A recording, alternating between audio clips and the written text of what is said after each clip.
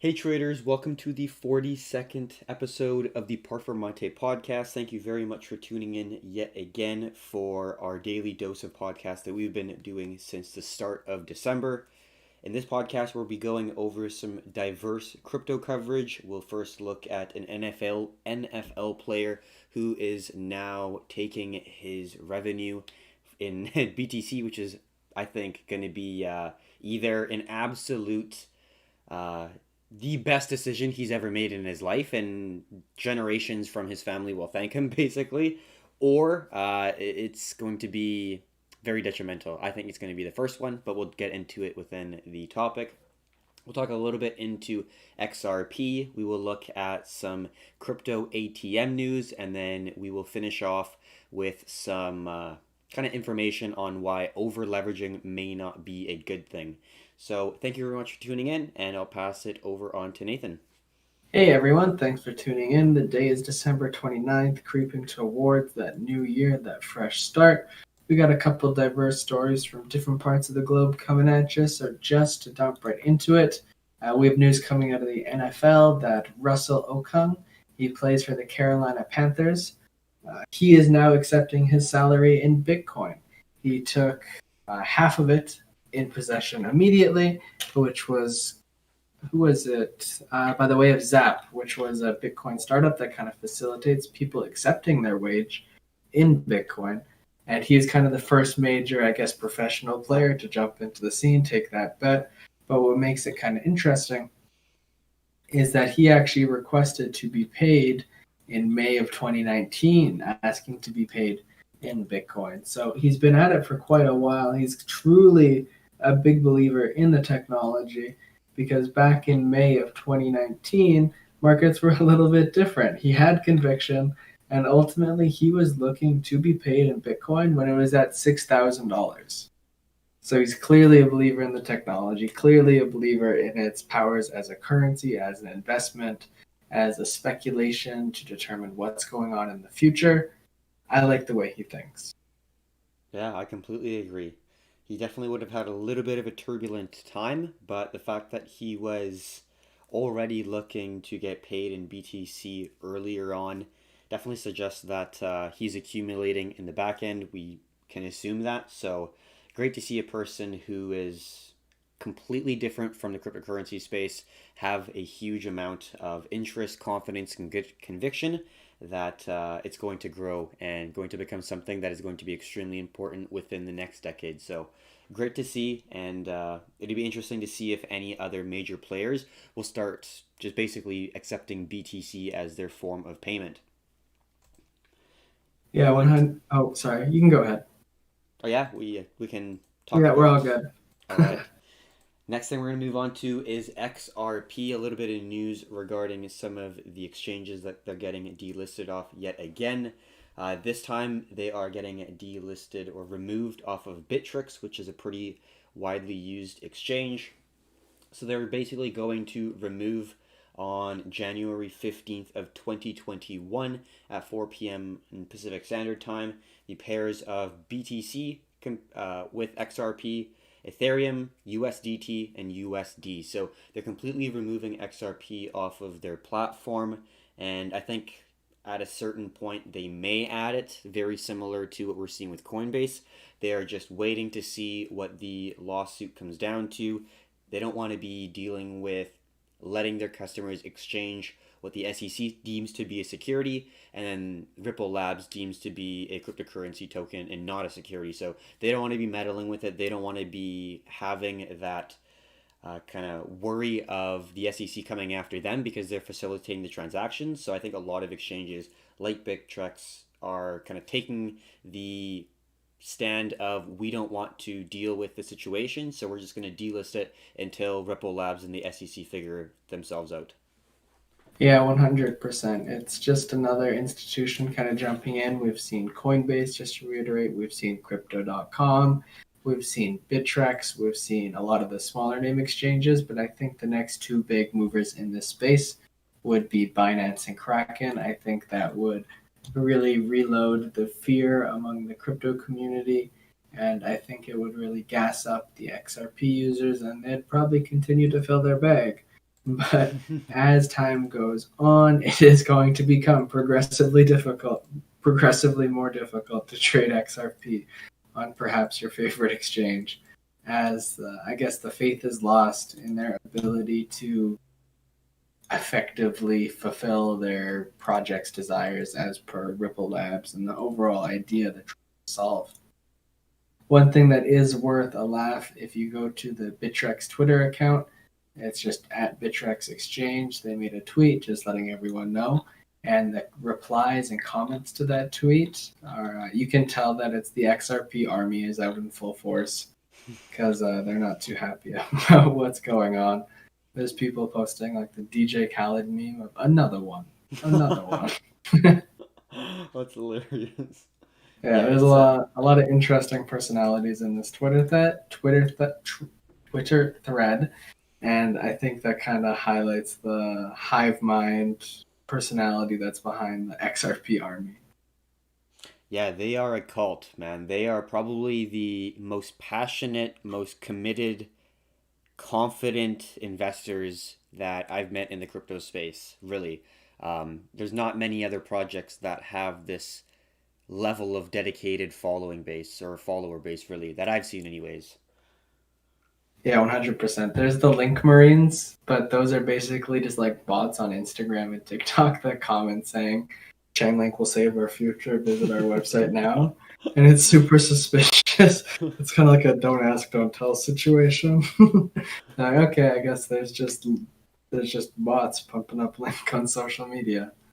Pay no attention to it. But the XRP army, they're very real, and a lot of the times they're very emotional. And so to move on to our next story, we have news coming out of the US of A concerning Bitcoin ATMs. The CEO of CoinFlip is known Daniel Politsky, and it is believed that they'll have over 3,000 Bitcoin ATMs available for usage in the US by 2021, which is an absolute monumental shift in accessibility.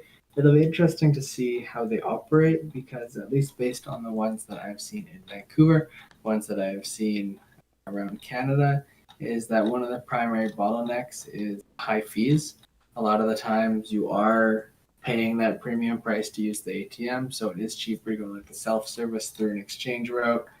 And then there's the people who want to do it for covert reasons. But then again, I think a lot of them have to have KYC compliance. So it's interesting to see them fulfilling the mass public need because obviously exchanges can do one portion of that, i.e., like Coinbase or Binance US facilitating that fiat to crypto purchase.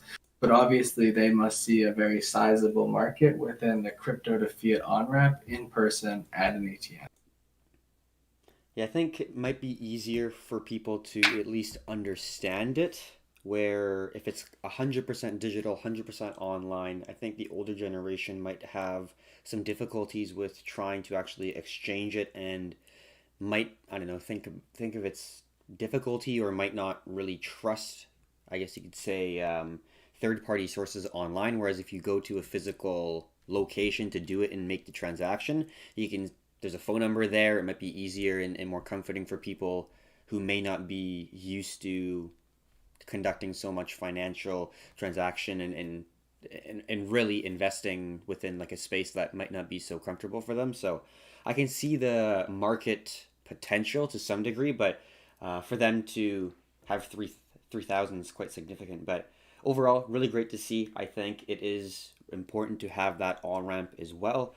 Let's say if someone for let's say for some reason doesn't really have like a smartphone or doesn't really use the internet too much, what you can do is just buy BTC and put it on a like a paper wallet or something. So then you can still hold and actually invest in Bitcoin without using the internet. So it does allow for some, I guess, forms of investment that would not normally be available on exchanges.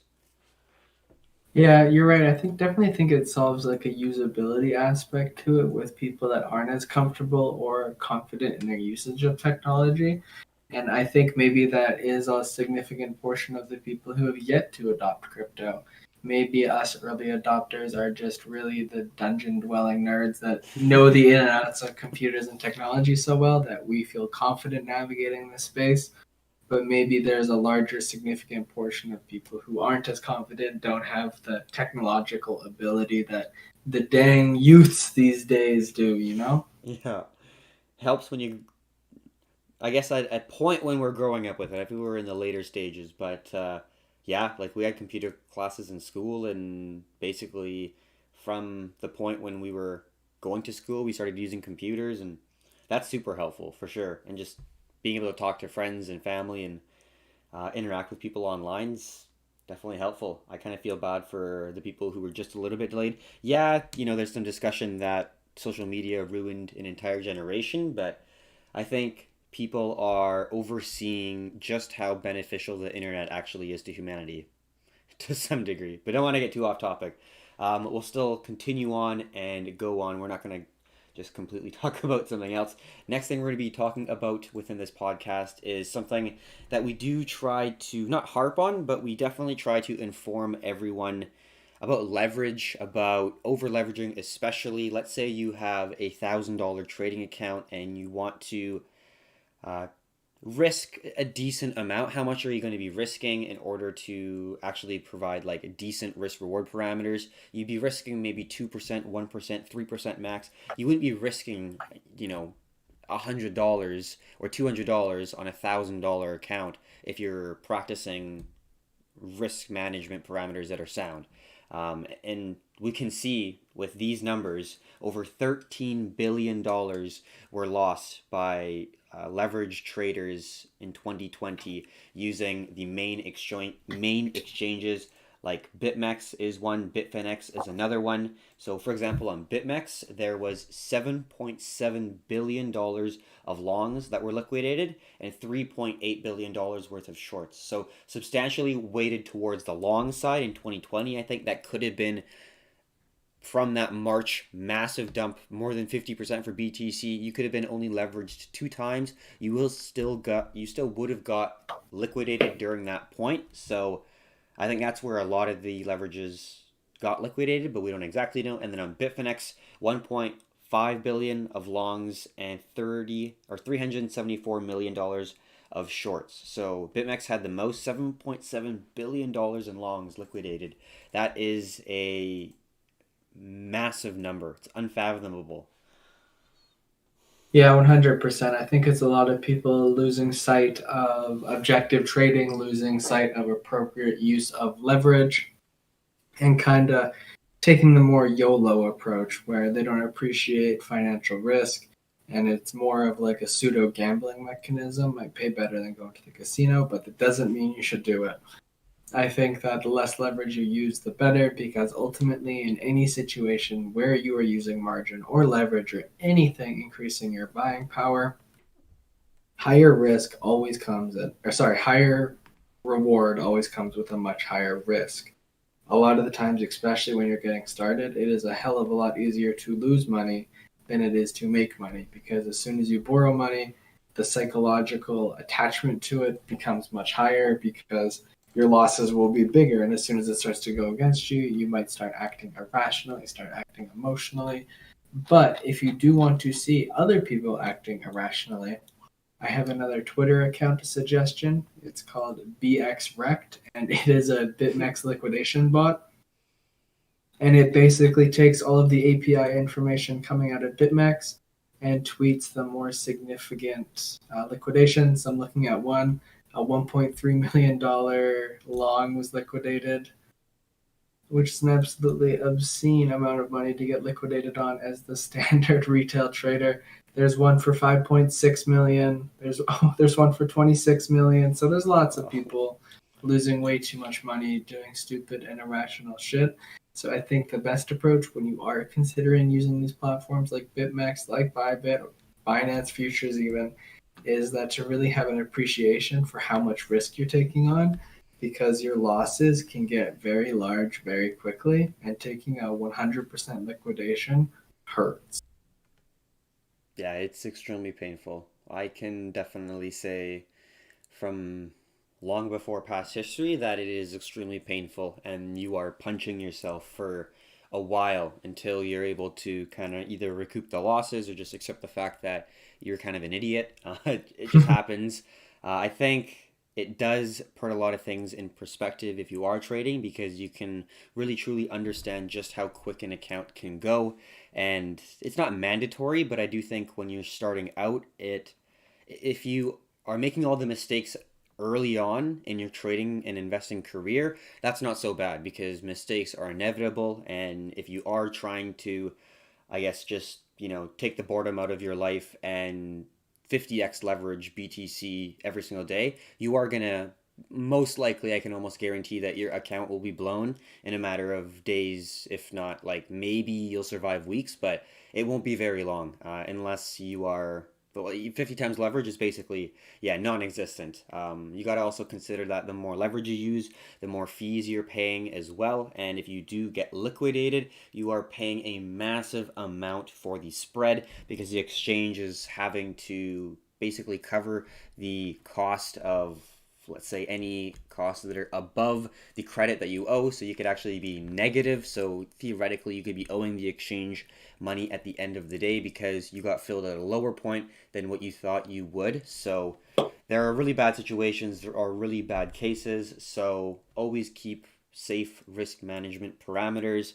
Don't be stupid. And if you're just getting into it, if you are wanting to not be smart, over leverage, I would definitely recommend using either an alt account that has like a very small amount of money in it, and then that's literally where you leverage to whatever you want. But I don't think that's very good because you are practicing things that you should not be doing in real life. So hopefully that gives you a little bit of perspective for the amount of money that you could lose in longs. Nathan just said within the recent kind of handful of days, we're seeing millions of dollars being lost. And yes, these people and individuals could have a $50 million portfolio. So then $1 million is a loss, but it's not a massive, substantial loss. But everything is relative. Hopefully, you're able to understand a little bit what you're able to kind of lose or you feel comfortable losing, and just take that number, kind of keep it in your head. And especially when you think the markets are going up, absolutely mooning, everyone is making money,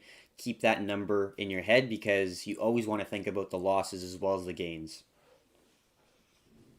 Yeah, 100%. You always got to consider the downside before you even remotely consider the upside.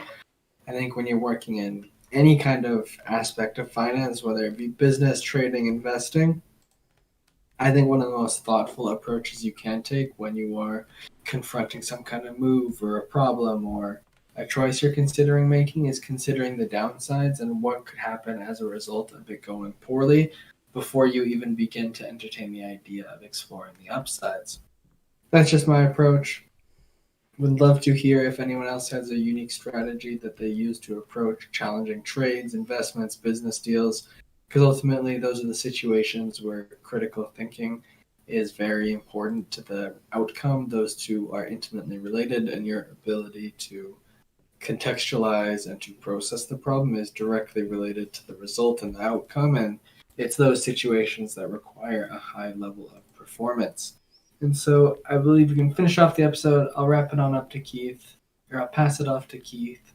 Thanks for tuning in. Yeah, we definitely went over a diverse group of different news topics and stories to cover. I thought it was quite enjoyable to create, to be completely honest. I think this was one of the more fun ones. A little bit of banter. Hopefully, everyone is still having a enjoyable holiday season.